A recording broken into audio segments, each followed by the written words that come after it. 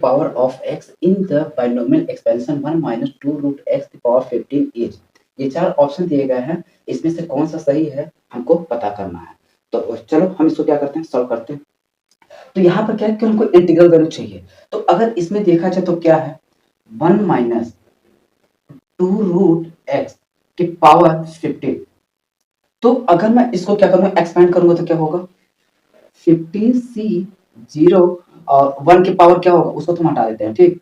और ये पहला हो गया।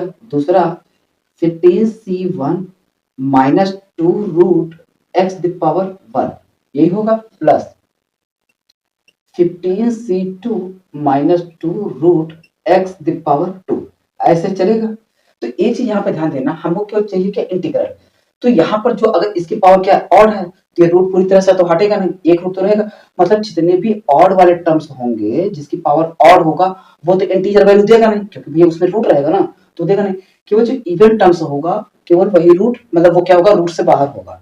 तो मैं अगर इसी को ऐसे भी लिख दूं 15c0 और ये हो जाएगा क्या, माइनस, क्या हो जाएगा, माइनस माइनस 15c1 और कितना हो जाएगा 2 रूट एक्स द पावर 1, ये माइनस बाहर आएगा तो क्या होगा, plus 15c2 2 root X the power इतना।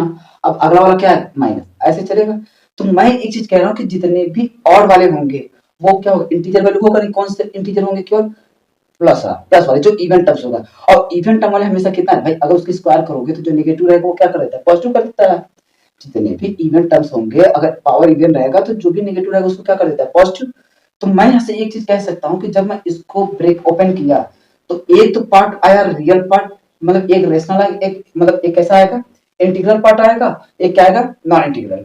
तो मैं चलो मान लेता हूँ कि अगर जो दोनों वैल्यू रहेंगे तो एक मान लेता हूँ जो इंटीग्रल वैल्यू देगा वो क्या देगा, ए देगा, और जो नॉन इंटीग्रल होगा मतलब वो क्या होगा, नेगेटिव होगा, उसको क्या ले लिया, माइनस बी, क्या ले लिया, माइनस बी। तो मैं ये कह सकता हूँ कि 1 माइनस 2 रूट एक्स के पावर 15 को ब्रेक किया तो एक रियल मतलब एक कैसा आ गया, इंटीग्रल वैल्यू, एक कैसा आएगा, नॉन इंटीग्रल वैल्यू।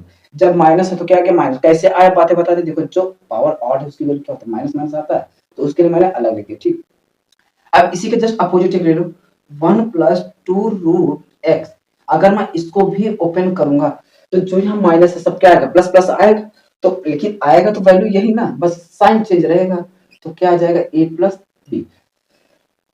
इतनी बातें समझ में आ गई। देखो मैं एकदम बेसिक से बता रहा हूँ ताकि समझ में आ जाए। अब हमको चाहिए क्या, केवल इंटीग्रल वैल्यू। तो अब ये और ये क्या, इंटीग्रल और ये क्या है, नॉन इंटीग्रल, दोनों को एक साथ जोड़ दो। जब जोड़ेंगे तो क्या होगा, 1 minus 2 root X the power 15, 1 plus 2 root X the power 15। तो ये वाली वैल्यू क्या हो जाएगी, नॉन इंटीग्रल वैल्यू हट जाएंगे। तो इंटीग्रल वैल्यू कितना आ जाएगा, 2a। अब मुझे इंटीग्रल पावर वाले ही x चाहिए, तो यहाँ से क्या होगा, अब हमको a यहाँ से निकाल लो, a इक्वल टू 1/2, यहाँ क्या है मल्टीप्लाई, इधर आगे क्या हो जाएगा, डिवाइड। तो क्या हो जाएगा, 1 plus 2 root X the power 15 minus क्या हो जाएगा, plus, sorry plus 1 minus 2 root X the power कितना हो जाएगा, 15। इतना हो गया। अब हमको चाहिए क्या, power value, coefficient of x की। तो एक्स की वैल्यू कितना पुट कर दो, 1, कितना पुट कर दो, 1। तो a इक्वल टू हमारा आ जाएगा इतना, 1 प्लस 2 पावर 1 के पावर 15, 1 माइनस 2 रूट में 1 के पावर 15। इसी को थोड़ा सा यहाँ देख लो, तो a इक्वल टू कितना आ जाएगा, 1/2। अब ये 1 का करोगे रूट कितना है, 1 ही आएगा। तो 2 के पावर 15, 1 माइनस 2 के पावर 15। तो a इक्वल टू कितना आ जाएगा, 1/2, 1 2 3 के पावर 50 और प्लस ये कितना होगा, -1।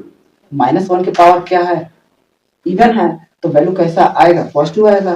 तो 1/2 3 के पावर 50 प्लस 1, यही हमारा क्या होगा, वैल्यू। मतलब integral value of x in binomial theorem जो भी है उनके सभी कोफिशिएंट का सम कितना आएगा, इतना आएगा। क्योंकि देखो जब कोफिशिएंट निकालना होता है तो हमेशा क्या करते हैं हम, x वैल्यू कितना रखते हैं, 1 करते हैं। ये तो मैं पीछे पढ़ा रखा हूँ, फिर देखो बाकी चीजें समझ में आ गई। बाकी क्या करते हैं, अगला क्वेश्चन देखते हैं। तो एक बार इसका ऑप्शन क्या होगा, ये तो माइनस है, ये तो होगा नहीं, ये तो होगा, ये कौन सा होगा, सी।